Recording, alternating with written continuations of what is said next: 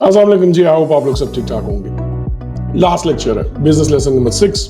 हमने common word जो use होते हैं बिजनेस में जब आप क्लाइंट से डील कर रहे हैं या आप किसी का क्लाइंट बन जाते हैं और आपके पास सेल पिच करने के लिए बीडीएम्स वगैरह या डिफरेंट सेल स्ट्रीम्स आती हैं, तो वो किस किस्म के वर्ड्स यूज करती है उसके मुतालिक हमने 5 लेक्चर कंप्लीट कर लिए हैं। आज जो मेरा लेक्चर है, दिस इज वेरी इंपॉर्टेंट। आप किसी भी दुनिया की यूनिवर्सिटी में एमबीए प्रोग्राम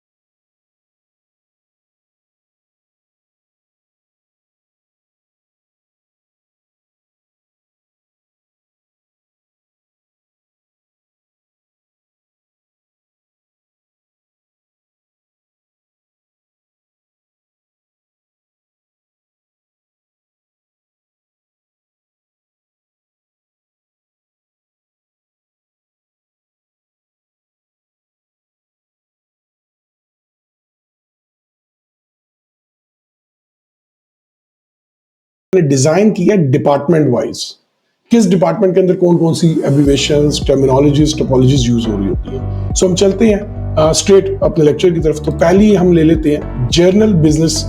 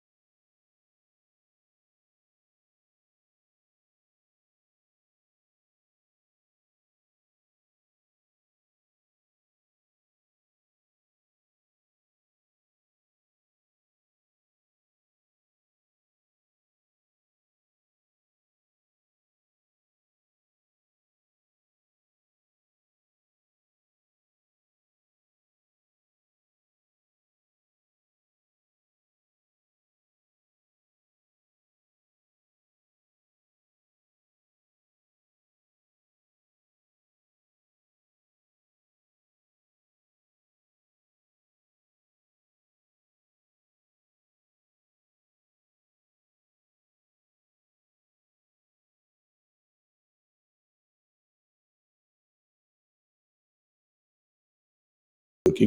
अब उसमें बहुत सारी और भी उनके पास मार्केटिंग टेक्निक्स हैं, लेकिन this is the one word जो हम सीखने जा रहे थे, market penetration. Number 4, SWOT analysis. SWOT analysis क्या है? A tool for evaluating your business strength, weaknesses, opportunities and threats. इसको कहते हैं SWOT एनालिसिस करना। मैं ये प्रोडक्ट बेचने जा रहा हूं, हमारी स्ट्रेंथ ये है कि हमारे पास वैल्यू प्रोपोजिशन हम क्या दे रहे हैं, हमारी मार्केट पेनिट्रेशन ठीक है या वीक है, तो ये आपकी वीकनेस में चलेगी। सॉरी।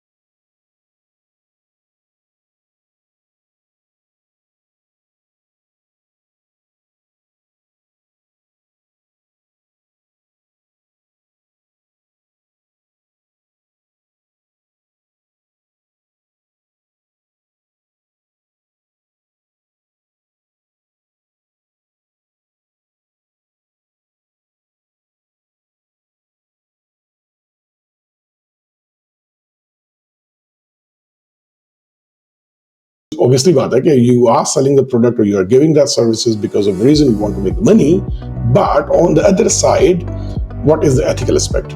So उसके अंदर हम हेल्दी लिविंग, जैसे देखें बहुत सारी ब्रांड्स हैं और फूड सेल कर रही हैं, सो वो चैरिटी भी करती होंगी, वो हेल्दी लिविंग को सपोर्ट भी करती होंगी। अनफॉर्चुनेटली पाकिस्तान के अंदर ये बहुत कम है, क्योंकि आपकी वो तमाम के तमाम सेलिब्रिटीज जो हेल्दी लिविंग को सपोर्ट करते हैं वो खुद पेप्सी और मैकडोनल्ड्स के बर्गर्स में आते हैं, उनके आती है, तो उन लोगों की तो कोई कॉर्पोरेट सोशल रिस्पांसिबिलिटी नहीं है। इसी तरह आपकी जितनी भी टेक सोसाइटी है, यानी फेसबुक, इंस्टा, उसके साथ ही हो गया, आपकी गूगल हो गया, माइक्रोसॉफ्ट हो गई, आपका इवन एआई हो गया, यहाँ पे किसी भी किस्म के एथिक्स डिपार्टमेंट ही नहीं है जो एथिकल वैल्यूज के ऊपर इसको चेक करेंगे। जो टेक्नोलॉजी हम बनाने जा रहे हैं इसकी एथिकल साइड क्या है और इसके बैकड्रॉस क्या होंगे पब्लिक के ऊपर, खैर ये एक डिफरेंट वैस है। सो कॉर्पोरेट सोशल रिस्पांसिबिलिटी। स्टारबक्स जो है वो क्या कहता है, वो कहता है कि जी मैं जितना भी मटेरियल जो बना रहा हूँ वो मेक श्योर करता हूँ कि वो रिसाइकलेबल मटेरियल हो। तो उनकी कॉर्पोरेट सोशल रिस्पांसिबिलिटी क्या होगी कि वो ग्रीन एनवायरनमेंट को सपोर्ट करते हैं। Number 7, stake holder.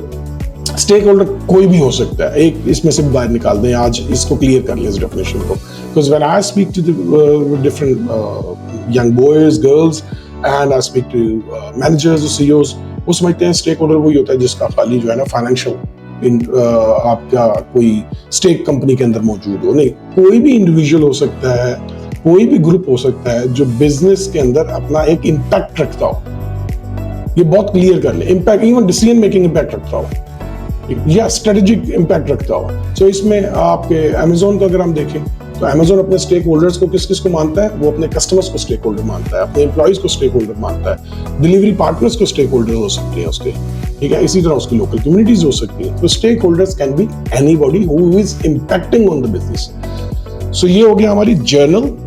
अब second part of the lecture, marketing and sales. Marketing and sales के अंदर हमारी मेरे ख्याल में कोई 7-8 और हैं, तो हम एक एक करके चलते हैं। सो पहली हम ले लेते हैं ब्रांड इक्विटी। ब्रांड इक्विटी का वर्ड आजकल बहुत ज्यादा सुन रहे हैं शार्क टैंक के अंदर, सो मोस्टली आप लोगों को पता होगा। इसको हम ये कहते हैं, a value a brand adds to a product due to consumer perception. ठीक है, कंज्यूमर की परसेप्शन की वजह से वो वैल्यू ब्रांड में ऐड हुई है।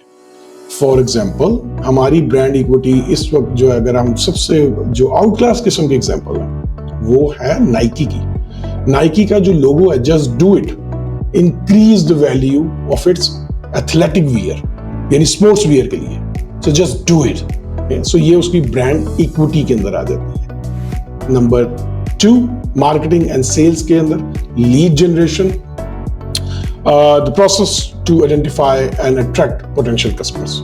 बड़ा सिंपल है इसका, कि एक ऐसा प्रोसेस आप डिजाइन करते हैं जिसके अंदर आप कस्टमर्स को अट्रैक्ट करते हैं कि वो आपके पास आए और कन्वर्जन हो और आप उनको अपने कस्टमर के अंदर कन्वर्ट कर लें बाय सेलिंग सर्विस और अ प्रोडक्ट। एग्जाम्पल हम कर लेते हैं, से for example, software company offers free webinars और गाइड बुक्स और डिफरेंट सॉर्ट ऑफ मटेरियल्स, और आप कह लें कॉन्फ्रेंसेस। सो ये उनका लीड जनरेशन का एक वे हो सकता है, ऑनलाइन जाके लेक्चर्स देना, और फिर उसके एंड के ऊपर जाकर कस्टमर को ये एहसास हो जाना कि यार इनकी जो सर्विसेज हैं, जितनी इन्होंने डिटेल हमें वेबिनार्स में दी हैं और जितना मटेरियल, कलेक्टिव मटेरियल उन्होंने हमें ऑनलाइन उनकी वेबसाइट्स के ऊपर डाउनलोड पोर्शन में पड़ा हुआ है, so this company is credible and that is one way of a lead generation. इसी तरह बाकी लिंक्डइन और there are so many other ways lead generation के। सो ये हो गया। इससे नेक्स्ट है हमारा कस्टमर रिटेंशन रेट। आप वो परसेंटेज कैलकुलेट करते हैं कि कितने परसेंट कस्टमर जो है वो हम रिटेन करते हैं। मींस एक शख्स ने आज आपसे एक सर्विस ली है और वो आपके साथ हुक कर गया है और वो फ्यूचर में भी आपके साथ उस जर्नी के अंदर आपका पार्टनर बन जाता है। यानी वही कस्टमर रिपीटेडली कितनी दफा आता है। फॉर एग्जाम्पल, हमारे पास एक स्टोर है, से हम पाकिस्तान की मिसाल लेते हैं, उसे Junaid Jamshed. So you buy a shalwar kameez cloth and it fits you nicely and you're happy with the clothing, with the material, with the quality, with the quantity, with the price. And then the next year on Eid day or any other occasions, you go back to them. So वो अपना customer retention rate ये करेंगे कि हमारे इतने percent customers जो है वो हमारे पास वापस आते हैं। सो इसकी एग्जांपल भी होगी। इससे अगली पे हम चलते हैं, which is omni channel marketing. अच्छा, इसमें क्या है, you are technically integrating all marketing channels, ठीक है, and provide a seamless experience for a customer. For example, आपका हम कह लेते हैं कि कोई फैशन ब्रांड है और उसकी ऑनलाइन प्रेजेंस है वेबसाइट के थ्रू, उनकी ऐप भी है, उनकी फेसबुक भी है, उनकी इंस्टा भी है, उनकी व्हाट्सएप ग्रुप्स भी हैं, कम्युनिटीज भी हैं, और ये तमाम मार्केटिंग चैनल्स एक ही जगह पे कनेक्ट कर लेते हैं, कनेक्टिंग होती हैं, इंटीग्रेट कर लिए जाते हैं और कस्टमर के पास बेस्ट एक्सपीरियंस चला जाता है कि वो जिस भी प्लेटफॉर्म के ऊपर आके आपको एक्सप्लोर करना चाहता है, regardless even if he is doing a window shopping, तो वो वहां पे आपकी प्रोडक्ट्स को मिल जाती है। सो इनको कहते हैं ओमनी चैनल मार्केटिंग। तो ये आपको क्लियर हो गया। द नेक्स्ट है अपसेलिंग। अच्छा, ये इसको भी थोड़ा सा ध्यान से लीजिए। It is not upscaling, it is not these type of things, it is upselling. Technically upselling क्या है कि आप अपने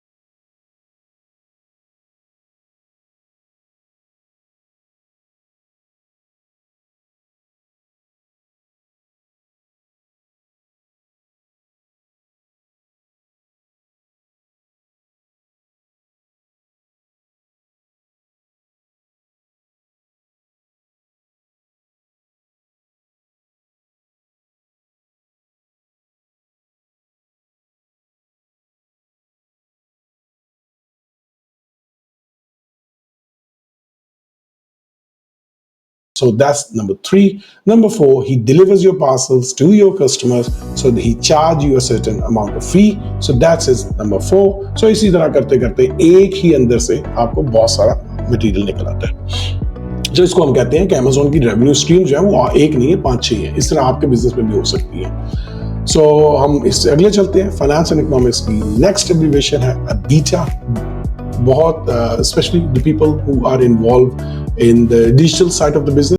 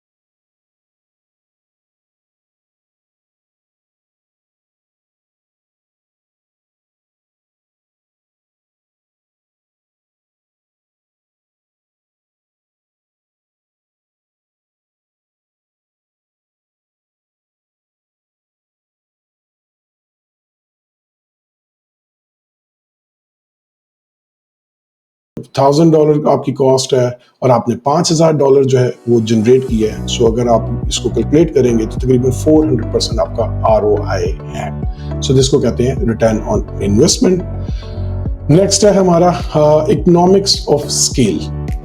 बहुत यूज वर्ड है स्टार्टअप बॉयज के भी और क्या है startup boy girls and boys के दरमियान में.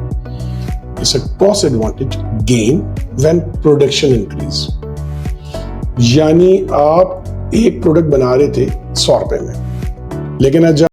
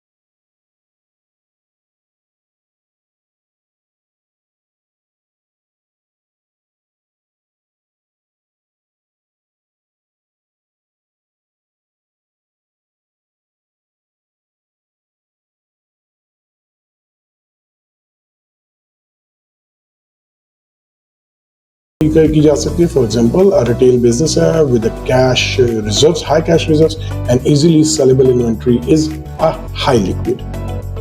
समझ आई. यानी एक कंपनी है, उसके पास रिटेल बिजनेस है, कैश रिजर्व बहुत ज़्यादा है और उसके पास इन्वेंट्री जो है वो एक डिटेल में इन्वेंट्री पड़ी हुई है और बड़ी इन्वेंट्री पड़ी है जो कि सेलेबल है, तो उसकी जो लिक्विड है वो उसकी ये इन्वेंट्री है जिसको वो लिक्विडेट करेगा और अपने फाइनेंसेस को कवर करने की कोशिश करेगा। नेक्स्ट हमारा जो डोमेन है या डिपार्टमेंट है उसको हम कहते हैं operations and management. Operations and management की जो एब्रिविएशंस हैं, ये टर्मिनोलॉजीज हैं, ये टोपोलॉजीज हैं, उसके अंदर जो पहली है उसको हम डिस्कस करेंगे, that is supply chain management. आपका इसको आसान वर्ड्स में कह लें कि coordinating the product shipment and delivery of goods.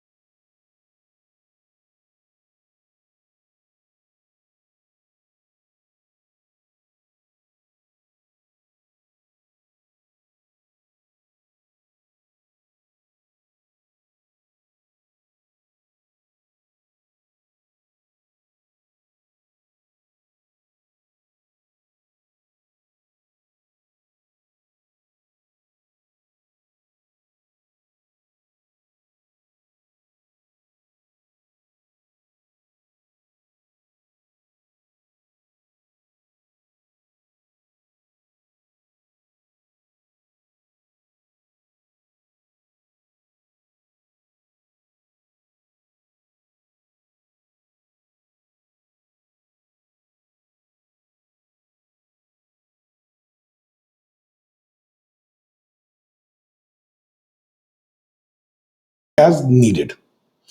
होता क्या है कि आपका जो स्पेशली प्रोडक्ट सेलिंग के अंदर है, उन्होंने ये देखा होगा कि उनका जो प्रॉफिट होता है वो बहुत तेजी से उनकी इन्वेंट्री में कन्वर्ट होता है जैसे ही स्लो डेज आते हैं इन्वेंट्री सेलिंग के। सो हम करते क्या है कि हम एक जेआईटी रिपोर्ट बना लेते हैं। ये जेआईटी वो आपकी पॉलिटिकल वाली नहीं है, वो तो वैसे ही नाकारा किस्म की रिपोर्ट्स होती है, फजूल किस्म की, उनको छोड़ दें। जस्ट इन टाइम, यानी हम उस अपनी इन्वेंट्री फ्लो इस तरीके से डिजाइन करते हैं कि जब हमारी सेलिंग हो रही होती है तो एक्यूरेटली हम उस वक्त उसकी बाइंग कर लेते हैं। फॉर एग्जांपल टोयोटा इसमें सबसे बड़ी वर्ल्ड वाइड एग्जांपल है। टोयोटा और पार्ट्स की ऑर्डर उस वक्त करता है जब उसको ये बात पता लग जाती है कि वो अपनी स्टोरेज कॉस्ट को रिड्यूस कर लेगा और असेंबली प्लांट जो है वो फुली ऑपरेटिव होंगे, वो उनकी स्टोरेज को मिनिमाइज करता है। सो ये एक एग्जांपल होगी जस्ट इन टाइम की। इन्वेंट्री से डील करने वालों को वैसे भी इस बात का पता होगा।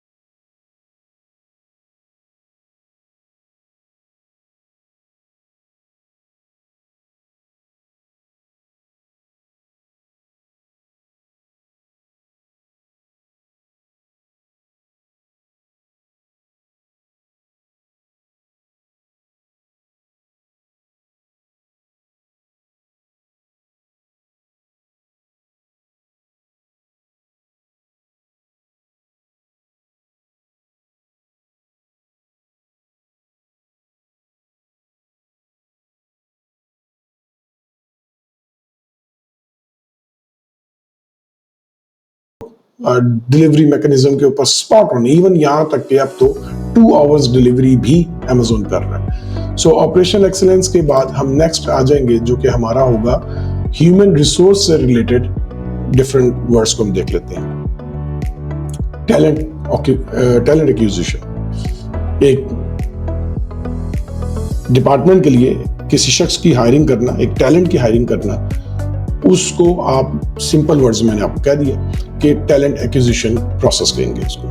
तो इन इजी वर्ड्स हम ये कह लेते हैं अब the process of finding and hiring a skilled employee. और इसमें टेक कंपनीज ज़्यादातर तो लिंक्डइन को आउटरीच कर रही हैं, और पाकिस्तान के अंदर जो है बहुत सारे डिफरेंट और भी चैनल्स मौजूद हैं।